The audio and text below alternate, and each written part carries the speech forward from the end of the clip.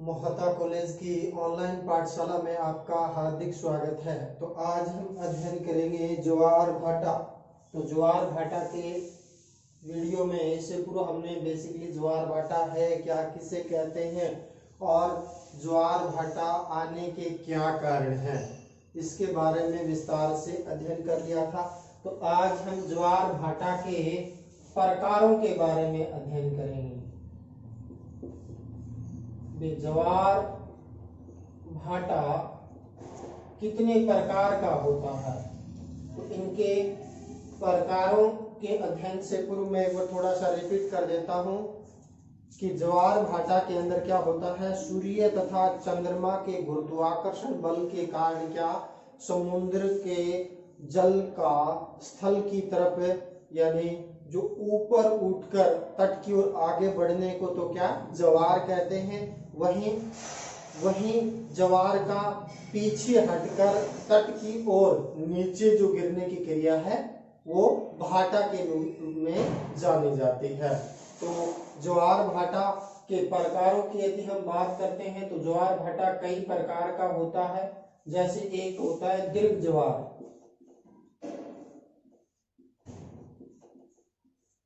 और दीर्घ ज्वार के अंदर यदि हम देखना चाहें, यह जो ज्वार है पूर्णमासी और अमावस्या को जब सूर्य पृथ्वी चंद्रमा यानी सूर्य पृथ्वी और चंद्रमा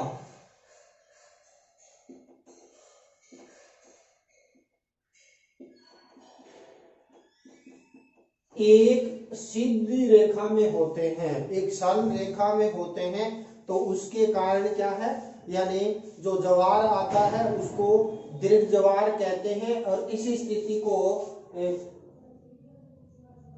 सिजगी की स्थिति कहते हैं या युति वियुति की स्थिति के नाम से भी क्या है जानी जाती है।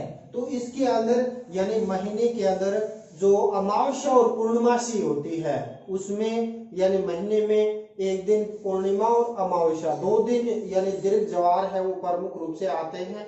और इसके अंदर देखें तो युति की स्थिति कब होती है, जब सूर्य पृथ्वी और चंद्रमा एक सरल रेखा में होते हैं, तो ये स्थिति कहलाती है युति की स्थिति के नाम से क्या है इसको जाना जाता है। और युति की स्थिति हमेशा पूर्णमासी को होती है। कब होती है, पूर्णमासी को युति की स्थिति होती है। वहीं वियुति की बात करते हैं तो सर्वप्रथम सूर्य होता है, सूर्य के बाद चंद्रमा की स्थिति होगी और चंद्रमा के बाद यानी पृथ्वी की स्थिति होगी, जिसके कारण चंद्रमा का आधा भाग तो प्रकाशमान रहता है, आधा छाया यानी पृथ्वी पर प्रमुख रूप से क्या है पड़ती है। तो ये जो स्थिति है वो मुख्य युति की स्थिति तो सॉरी अमावस्या को होती है। युति की स्थिति कब यानी अमावस्या को होती है। वहीं वियुति की स्थिति देखें तो ये भी सरल रेखा में होते हैं, तो वियुति की स्थिति प्रमुख रूप से होती है कब, पूर्णमासी को वियुति की स्थिति होती है। कौन सी, वियुति की स्थिति तो होती है पूर्णमासी को। वहीं सूर्य पृथ्वी चंद्रमा एक स्थिति में होंगे तो युति की स्थिति होगी, युति की स्थिति को अमावस्या को होती है। वहीं सूर्य चंद्रमा पृथ्वी एक स्थिति में होंगे तो वो वियुति की स्थिति कहलाएगी और पूर्णमासी को होता है।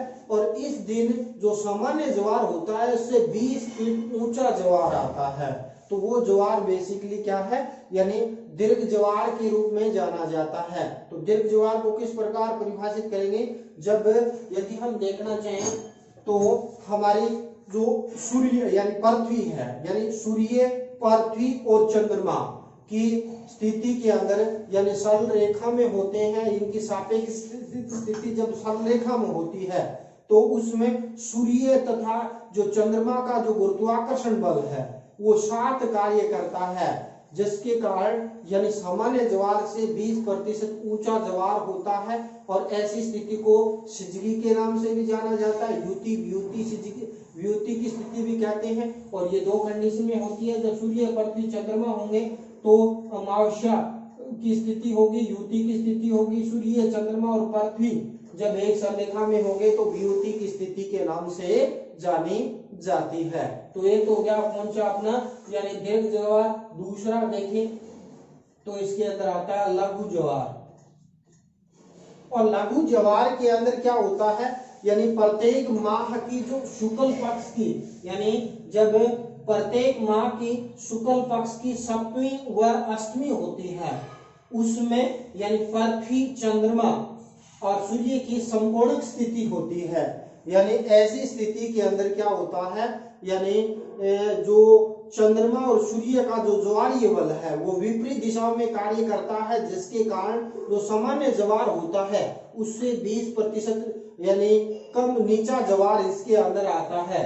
तो ऐसा ज्वार है वो लघु ज्वार आता है। और यानी सूर्य और चंद्रमा के बीच पर यानी हम बात करते हैं पृथ्वी आते दोनों का विपरीत दिशाओं में जो बल लगता है, तो ऐसी स्थिति के अंदर यानी लघु ज्वार आता है। लघु ज्वार के अंदर समकोण की स्थिति होती है, यानी 90 डिग्री का यानी कोण की स्थिति के अंदर रहेंगे।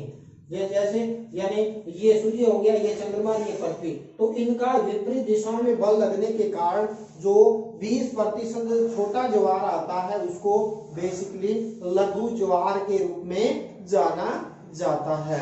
और ये तो हो गया कौन सा, दूसरा ज्वार आ जाता है लघु ज्वार। इसके बाद एन वर्गीय ज्वार, तीसरा कौन सा हो गया, एन वर्गीय ज्वार, या इसको कहते हैं यानी विषुवत रेखीय ज्वार। एन वर्गीय ज्वार क्या होता है, यानी जिस प्रकार सूर्य की यानी भूमध्य रेखा के संदर्भ में उत्तरायण व दक्षिणायन स्थितियां होती है, उसी प्रकार चंद्रमा की भी भूमध्य रेखा के संदर्भ में उत्तरायण और दक्षिणायन स्थिति होने के कारण यानी जो करक तथा मकर रेखा के बीच जो आने वाले जो ज्वार होते हैं उसको हम एन वर्गीय ज्वार के रूप में जाना जाता है। वही ज्वार यदि विषुवत रेखा के आसपास चंद्रमा की उत्तरायण व दक्षिणायन स्थिति होने के कारण जो ज्वार आता है उसको विषुवत रेखीय ज्वार या भूमध्य रेखीय ज्वार के रूप में भी जाना जाता है। तो ये तो हो गया कौन सा, यानी एन वर्गीय ज्वार या इसको विषुवत रेखीय ज्वार के रूप में भी क्या है जाना जाता है। चौथा हम बात करते हैं तो इसके अंदर आ जाता है दैनिक ज्वार। और दैनिक ज्वार की यदि हम बात करते हैं तो दैनिक ज्वार किसी भी स्थान पर दिन में मुख्य रूप से आने वाला एक ज्वार और एक भाटा जो होता है उसको दैनिक ज्वार भाटा कहते हैं। और ये ज्वार भाटा है प्रतिदिन 52 मिनट देरी से पहुंचता है। इसका प्रमुख रीजन ये है कि यानी पृथ्वी अपने अक्ष पर 24 घंटे में चक्कर लगा देती है, लेकिन उस दिन एक क्यों हो जाती है, चंद्रमा उससे आगे खिसक जाता है। जो ये दूरी जो तय करने के लिए यानी 52 मिनट का एक्स्ट्रा समय है वो मुख्य रूप से क्या है यानी लगाना पड़ता है, जिसके कारण अगला ज्वार है 24 घंटे 52 मिनट, 24 घंटे और 52 मिनट देरी से आएगा।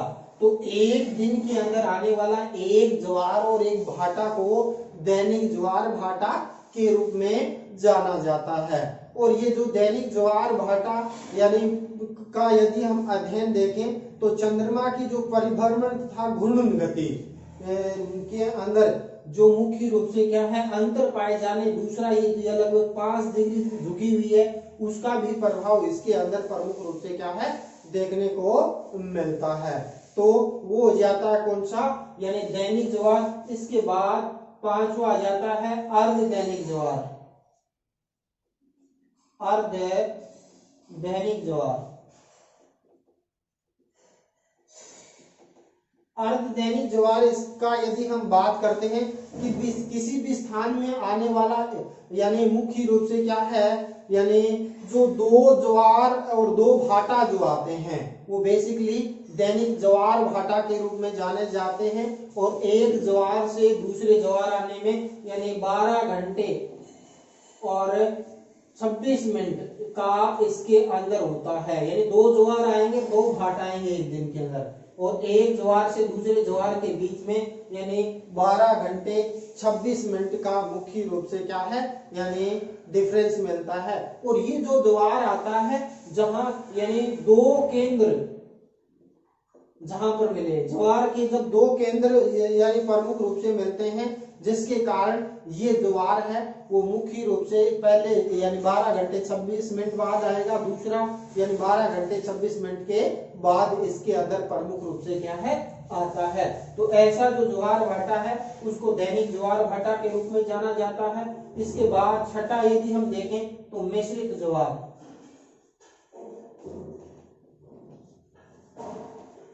मिश्रित ज्वार के अंदर क्या होता है यानी इसके अंदर देखना चाहें कि किसी भी स्थान में आने वाला जो असमान दैनिक ज्वार भाटा है उसको हमें क्या है मिश्रित ज्वार भाटा के रूप में जाना जाता है। यानी एक ज्वार भाटा बड़ा दूसरा ज्वार छोटा, तो ऐसा जो मिश्रित प्रवृत्ति का जो ज्वार भाटा जहां पर आते हैं उसको मिश्रित ज्वार भाटा के रूप में जाना जाता है। इसके बाद यदि हम देखना चाहें अपभू उपभू ज्वार यानी सातवां देखें अपभू तथा उपभू ज्वार।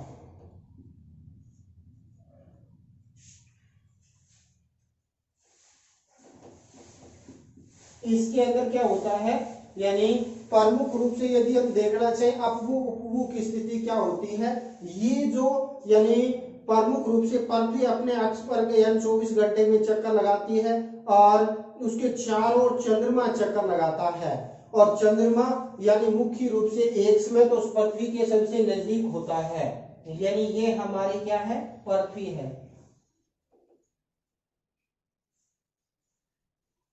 और पृथ्वी के दीर्घवृत्ताकार मार्ग के अंदर क्या है यानी चंद्रमा चक्कर लगाता है।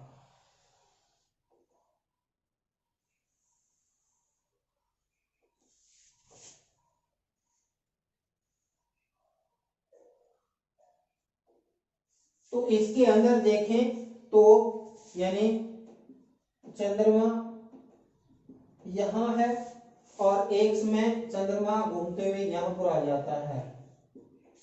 और चंद्रमा के अंदर देखें ये जो डिस्टेंस है चंद्रमा का सर्वाधिक है, यानी इसमें चंद्रमा की दूरी होती है 4,07,000 किलोमीटर।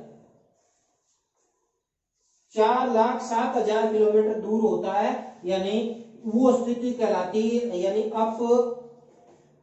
अपभू ज्वार। और इसमें जो ज्वार भाटा होता है 15 से 20% ज्वार भाटा क्या होता है नीचा रहता है सामान्य ज्वार से। तो ऐसा जो ज्वार होता है अपभू ज्वार के रूप में मुख्य रूप से क्या है जाना जाता है। और दूसरी कंडीशन के अंदर देखें तो मुख्य रूप से चंद्रमा यानी पृथ्वी के जब निकट होता है, निकट कितना यानी 3,56,000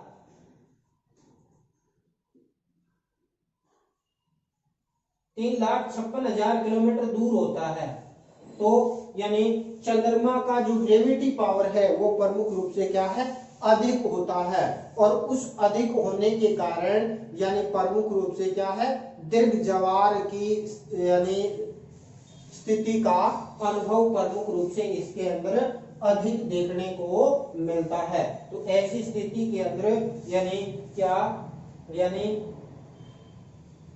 उपभू ज्वार का अनुभव प्रमुख रूप से क्या है किया जाता है। तो ये तो हो गया कौन सा अपभू स्थिति। और उपभू स्थिति क्या है यानी ये हमारी पृथ्वी का रोटेशन होता है, इसके चारों ओर चंद्रमा दीर्घवृत्ताकार मार्ग के अंदर यानी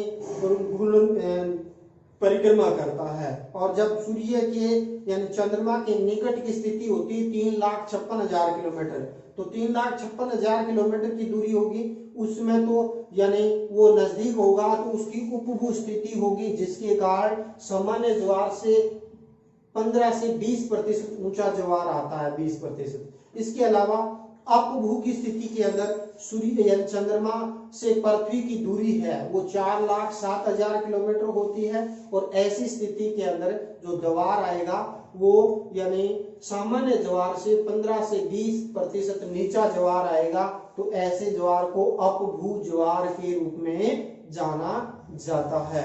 तो ये तो हो गया क्या है, यानी ज्वार। इसके बाद ज्वार भाटा की उत्पत्ति से संबंधित सिद्धांत का यदि आप अध्ययन करना चाहें तो इसके बारे में कई भूगोलवेताओं ने अपने अलग अलग सिद्धांत दिए हैं, जिसमें से यानी प्रमुख सिद्धांत कौन कौन से हैं उसके बारे में देखेंगे, और नेक्स्ट वीडियो में इनके सिद्धांतों का वर्णन करेंगे। जैसे नंबर 1 सिद्धांत दिया संतुलन का सिद्धांत। संतुलन के सिद्धांत का यदि हम अवलोकन करें, नंबर 1 कौन सा आ जाता है, संतुलन सिद्धांत। और संतुलन सिद्धांत गुरुत्वाकर्षण बल पर आधारित है, और इसको सिद्धांत का जो प्रतिपादन किया था वो आइजैक न्यूटन ने। आइजैक न्यूटन ने प्रमुख रूप से क्या है, संतुलन का सिद्धांत ज्वार भाटा की उत्पत्ति से संबंधित मुख्य रूप से क्या है दिया। उसके बाद यदि हम बात करते हैं, दूसरा सिद्धांत आता है गतिक सिद्धांत। गतिक सिद्धांत लाप्लास महोदय ने 1751 के अंदर प्रमुख रूप से क्या है यानी इसके अंदर दिया। इसके बाद हम बात करते हैं परगामी तरंग सिद्धांत। परगामी तरंग सिद्धांत ये किसका है, परगामी तरंग सिद्धांत की बात करते हैं तो 1833 में यदि हम बात करते हैं विलियम हवेल द्वारा, विलियम हवेल के द्वारा यानी परगामी तरंग सिद्धांत का दिया गया। इसके बाद यानी नहर सिद्धांत का प्रतिपादन, नहर सिद्धांत का प्रतिपादन किया गया एरी महोदय के द्वारा। एरी महोदय ने नहर सिद्धांत का प्रमुख रूप से क्या है प्रतिपादन किया। तो ये आ जाते हैं ज्वार भाटा के प्रकार और उसकी उत्पत्ति से संबंधित सिद्धांत। सिद्धांतों का विस्तार से अध्ययन हम अगले वीडियो के अंदर करेंगे। तो इसी के साथ आज का टॉपिक अपने यहीं समाप्त करते हैं। जय हिंद, जय भारत।